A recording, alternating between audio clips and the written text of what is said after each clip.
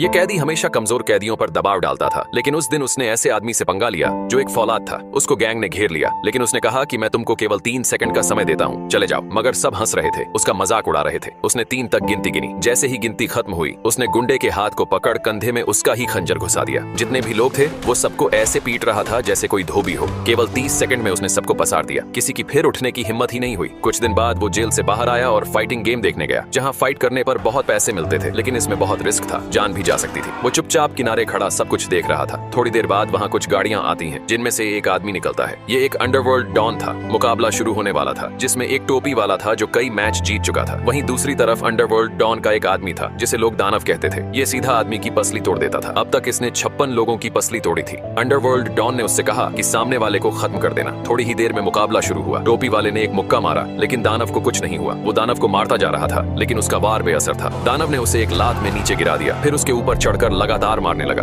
उसकी भी पसली टूट गई। दानव इस फाइट को जीत गया था। अंडरवर्ल्ड डॉन को उस आदमी ने पैसे दिए जिसका आदमी हार गया था। आदमी टेंशन में कार के अंदर बैठा, तभी पीछे वाली सीट पर वही आदमी दिखा जो जेल से छूटा था। उसने कहा कि मुझे भी फाइट करनी है और मैं जीत गया तो 60% मैं रखूंगा। लेकिन फाइट कराने वाले ने कहा, ये कोई बच्चों की फाइट नहीं है और वैसे भी तुमको कोई एक मुक्के में नीचे गिरा देगा। लेकिन कैदी ने उसे पैसों का लालच दिया, जिस वजह से वो मान गया। आदमी कैदी को अंडरवर्ल्ड डॉन के पास लेकर गया कि वो दानव से लड़ेगा, लेकिन डॉन ने उसका मजाक उड़ाया और कहा कि पहले छोटे फाइटर से लड़ लो, तुम्हारे बस का नहीं है। इतनी बेइज्जती के बाद भी कैदी चुप रहा। फिर उसने पहले मुकाबले में हिस्सा लिया। जिससे मुकाबला होने वाला था वो बहुत ताकतवर था, लेकिन कैदी ने उसकी कमजोरी पहचान ली। जब मुकाबला शुरू हुआ तो गुस्से से सामने वाले ने हमला किया, पर कैदी ने एक लात उसकी गोटी पर मारी, फिर उछलकर मुंह पर एक बार में मारा। कैदी फाइट को जीत गया। फाइट करवाने वाला बहुत खुश हुआ। फिर कैदी ने दूसरी फाइट में हिस्सा लिया। इस बार भी ताकतवर फाइटर से सामना हुआ, लेकिन कैदी ने पहचान लिया कि एक मुक्के में इसकी कहानी खत्म है, और वही हुआ। उसने घूमकर एक मुक्का मारा। एक ही मुक्के में वो ढेर हो गया। सभी लोग बहुत हैरान थे। इस तरह कैदी हर बार छोटे मुकाबले जीतता रहा। आखिरकार वो दिन भी आ गया। फाइट करवाने वाला डॉन के सामने था। उसने डॉन को चैलेंज किया और बहुत मोटा पैसा दांव पर लगाया। सामने दानव था,